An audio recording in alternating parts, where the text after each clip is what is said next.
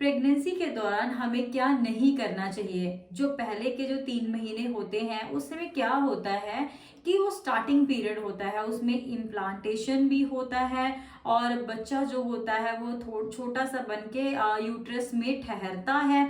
इस समय हमें इन बातों का ध्यान रखना जरूरी है कि कोई भी छोटी सी गलती हम कर देते हैं जिससे हमारा जो बच्चा है उसको नुकसान हो सकता है, अबॉर्शन मिस कैरेज का खतरा बढ़ जाता है। तो आपने किन बातों का ध्यान रखना है। भारी सामान नहीं उठाना है, नीचे नहीं झुकना है। देखिए, कोई जो स्टार्टिंग का पीरियड होता है, कई बार बड़े लोग कहते हैं कि कोई इशू नहीं है, बच्चा अभी बहुत छोटा है तो आप झुक भी सकते हो, सीढ़ियां भी चढ़ उतर सकते हो, भाग दौड़ सकते हो, कोई भी काम करना है वो कर सकते हो। बट ऐसा नहीं होता है, कई प्रेगनेंसीज में ऐसा नहीं होता है। कई प्रेगनेंसी में क्या होता है, यूट्रस थोड़ा वीक होता है और जो मदर होती है वो भी थोड़ा वीक होती है और छोटी छोटी जो गलतियां होती हैं उससे बेबी को नुकसान होता है। आप झुकते हो तो आपको प्रॉब्लम हो सकती है, कई प्रेगनेंसीज में प्रॉब्लम देखी गई है। तो इसलिए आपने स्टार्टिंग में जो पहले का 3 महीना होता है उसमें आपने बिल्कुल भी झुकना नहीं है। आपने जो आप हेल्दी काम डेली बेसिस पे करते हो, स्ट्रेस फ्री होके आपने वो काम करना है।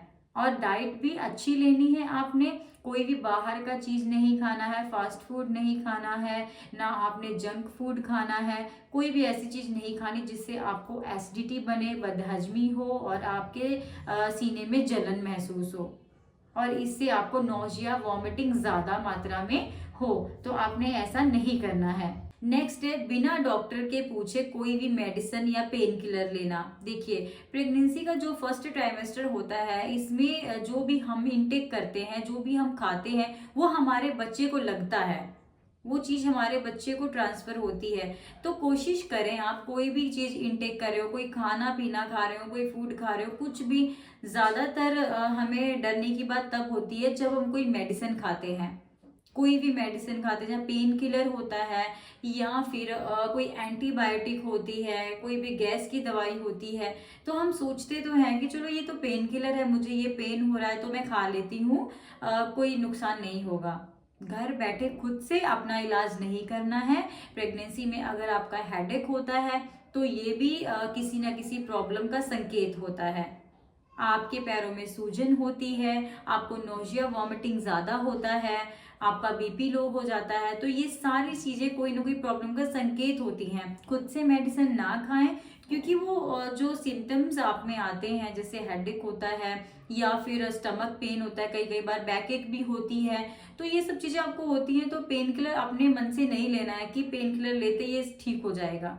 कई चीजें ऐसी होती हैं जो पूरी प्रेगनेंसी चलती हैं, जैसे कमर दर्द, लोअर एब्डोमेन पेन, पैरों में दर्द होना और मतलब काफी ज्यादा क्रैम्प्स पड़ना, सम टाइम नोजिया वॉमिटिंग रहना, हेडेक होना, ये पूरी प्रेगनेंसी, कई प्रेगनेंसीज ऐसी होती हैं कि उनका पूरा 9 मंथ चलता है और उनको वॉमिटिंग पूरे 9 मंथ रहती है। तो इसलिए आप घर पे इलाज ना करें, डॉक्टर से जरूर पूछें। नेक्स्ट है ड्रिंक करना या अल्कोहल लेना, तंबाकू खाना।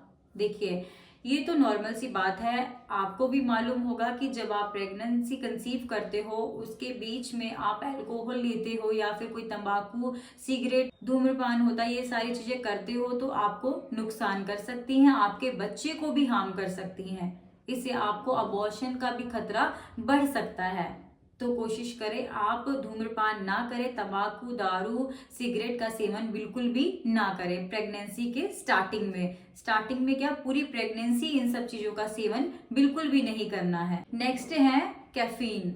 देखिए, चाय में भी कैफीन होता है और कॉफी में भी कैफीन होता है, तो आपने चाय और कॉफी का सेवन भी अधिक मात्रा में नहीं करना है। ये भी आपको एसिडिटी, गैस, बदहजमी की समस्या बढ़ा देगा और आपके बेबी को भी, जो बेबी की ग्रोथ हो रही होती है, इम्प्लांटेशन हो रही होती है, उसमें भी प्रॉब्लम क्रिएट कर सकता है। जब आप हेल्दी रहोगे तो आपका बेबी भी हेल्दी ग्रो करेगा।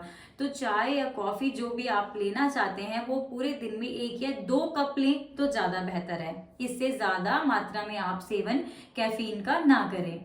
नेक्स्ट है ज़्यादा ट्रैवल करना। देखिए, प्रेगनेंसी में ट्रैवल करना कोई बुरी बात नहीं है। अगर कार में जा रहे हैं आप या फिर ट्रेन में सफ़र कर रहे हैं, सेफ है वो जगह, तो थोड़े बहुत डिस्टेंस में तो आप प्रेगनेंसी में स्टार्टिंग में आप ट्रैवल कर सकते हैं। बट कई बार कॉम्प्लिकेशंस भी हो जाते हैं, तो आप इन दिनों में रेस्ट करें प्रॉपर, कोई भी स्ट्रेस, कोई भी चिंता ना करें, ज़्यादा ट्रैवल ना करें। टू व्हीलर पर ज़्यादा सफ़र ना करें, जैसे एक्टिवा हो गया, बाइक हो गया, स्कूटर हो गया, इन सब चीज़ों पे आपने ज़्यादा सफ़र नहीं करना है और दूर का सफ़र भी नहीं करना है। नेक्स्ट है गर्म पानी में नहाना या बाथ टब में जो गर्म पानी होता है टब में भर कर या स्टीम वाले कमरे में आपने बिल्कुल भी नहीं रहना है। कई बार क्या होता है कि प्रेगनेंसी में बैकएक होती है तो हम सोचते हैं कि बाथ टब जो होता है उसमें गुनगुना पानी भर के उसमें बैठ जाते हैं तो उससे रेस्ट मिलती है, बैकएक खत्म हो जाती है। बट ऐसा नहीं करना है आपने, इसमें आपको मिस कैरेज का खतरा बढ़ सकता है। नेक्स्ट है रो या अध पका खाना खाना। देखिए, हम सोचते हैं कि दाल जो होती है उसको भिगो के खाने से अच्छे प्रोटीन सोर्स मिल जाते हैं और बॉडी में हमारा थोड़ा वेट गेन भी अच्छा होता है, बेबी को भी न्यूट्रिशन प्रोवाइड होता है। ऐसा नहीं है, आपने कच्चा खाना नहीं खाना है।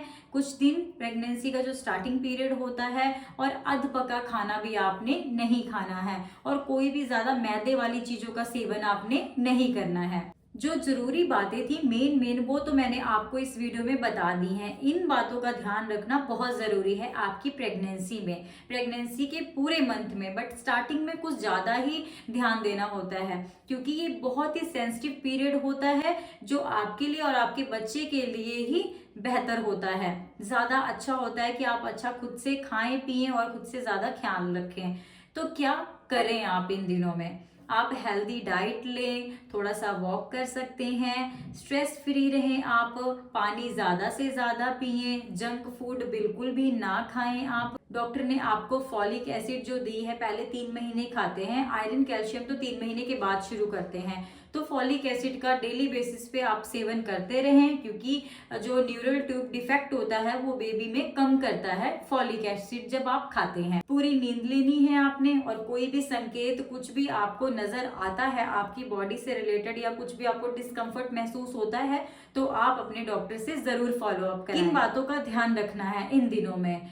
हल्की सी भी ब्लीडिंग होती है, स्पॉटिंग होती है, वजाइनल वाइट डिस्चार्ज एक्सेसिव होता है, लोअर एब्डोमेन में एकदम से ज़्यादा पेन शुरू हो जाता है, नोजिया वॉमिटिंग एक्सेसिव रह रहा है आपको कि जैसे थोड़ा बहुत तो होता ही है बट अगर आपको बहुत ही ज़्यादा महसूस हो रहा है तब आपने डॉक्टर की सलाह लेनी है। चक्कर ज़्यादा आ रहे हैं आपको, फीवर हो रहा है आपको, कोई भी इन्फेक्शन बहुत जल्दी हो रही है आपको, कोल्ड कफ हो जाता है, इन सब को लेके आपने इग्नोर नहीं करना है, अपने डॉक्टर से ज़रूर सलाह लेनी है। आई होप कि आपको ये वीडियो अच्छा लगा हो। अगर वीडियो अच्छा लगा हो तो चैनल को सब्सक्राइब करें, वीडियो को लाइक करें और शेयर करें ताकि और लोगों तक भी पहुंचे। थैंक यू, मिलते हैं नेक्स्ट वीडियो में।